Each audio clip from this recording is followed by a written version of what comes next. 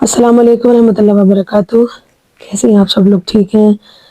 اللہ پاک اپنے کرم فضل سے آپ کو دونوں جہانوں کی نعمتوں سے نوازے، عافیت نصیب کرے، اپنے گھروں میں شاد رہیں، آباد رہیں، خوشحال رہیں۔ بہت خوشی ہوتی ہے جب آپ کے کمنٹس پڑھتی ہوں، بہت زیادہ دل سے دعائیں نکلتی ہیں کہ آپ لوگ مجھے اتنا پیار دیتی ہیں۔ اللہ پاک آپ کو اپنے گھروں میں سلامت رکھے، خوشیاں دے، اور رب کائنات جو میں پڑھتی ہوں اللہ مجھے آپ کو عمل کی بھی توفیق عطا کرے۔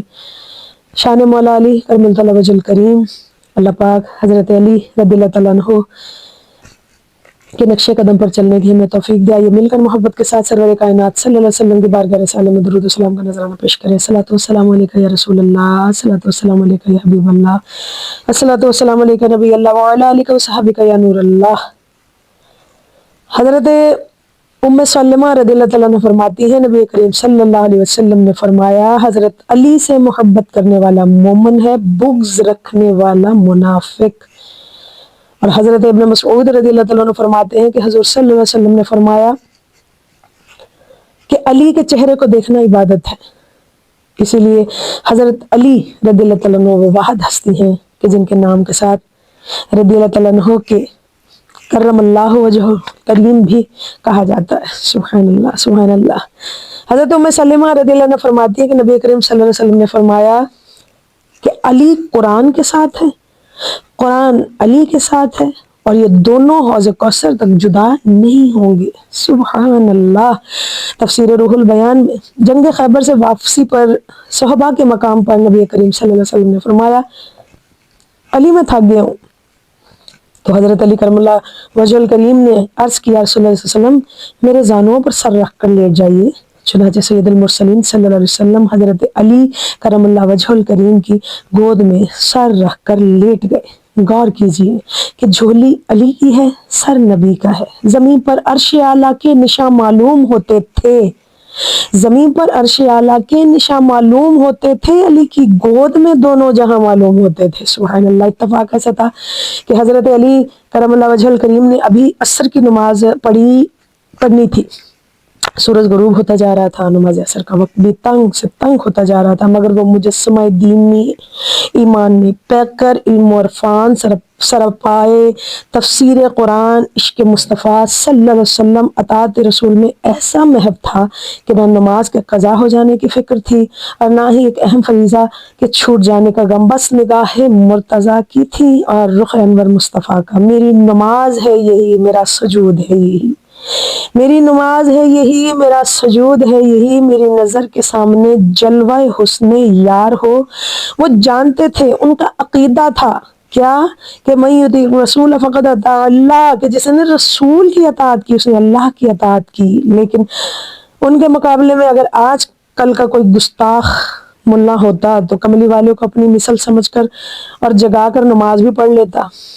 اللہ اکبر۔ مگر وہ علی تھے، وہ راز دار سر مصطفیٰ تھے اور باب مدینہ علم تھے۔ وہ جانتے تھے کہ نمازیں پھر ادا ہوں گر قضا ہوں، نمازیں پھر ادا ہوں گر قضا ہوں، نگاہوں کی قضائیں کب ادا ہوں کہ نماز قضا ہو گئی تو پھر پڑھ لوں گا، مگر خدا جانے محبوب خدا کا سر اقدس میری جھولی میں پھر آئے کہ نہ آئے۔ آخر سورج غروب ہو گیا، حضرت علی کی نماز قضا ہو گئی، مگر آنسو جاری ہو گئے۔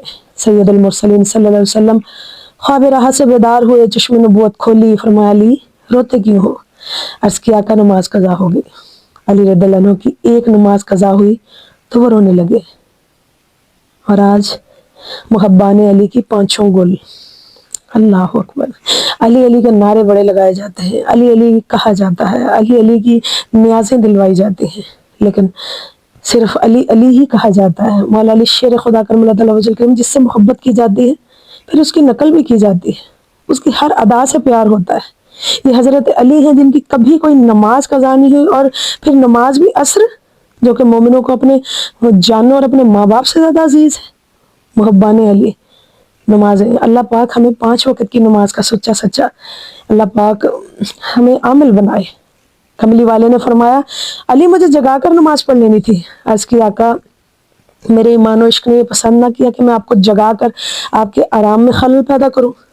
غور کیجئے کہ حضرت علی کے سامنے اس وقت دو مسئلے آ گئے، ایک نبی کی اطاعت کا اور ایک خدا کی عبادت کا۔ عبادت خدا کرتے ہیں تو اطاعت مصطفیٰ جاتی ہے، اطاعت مصطفیٰ قائم رکھنے سے عبادت خدا گئی، مگر شیر خدا نے عبادت خدا بھی اطاعت مصطفیٰ میں ہی سمجھی، اور اگر وہ اطاعت مصطفیٰ کو چھوڑ کر عبادت خدا کر لیتے تو ہو سکتا ہے کہ نماز قبول ہی نہ ہوتی، مگر اطاعت مصطفیٰ کا انعام کیا ملا کہ ڈوبا ہوا سورج پھر عصر کے وقت پر آیا اور حضرت علی رضی اللہ تعالیٰ عنہ نے عصر کی نماز حاضر ادا کر لی۔ سبحان اللہ، سورج غروب نہیں ہوتا، ہم لوگ کہتے ہیں سورج غروب ہو گیا، غروب نہیں ہوتا بلکہ وہ عرش الہی کے نیچے سجدہ کرتا ہے، اور ہم کہتے ہیں کہ سورج ڈوب گیا۔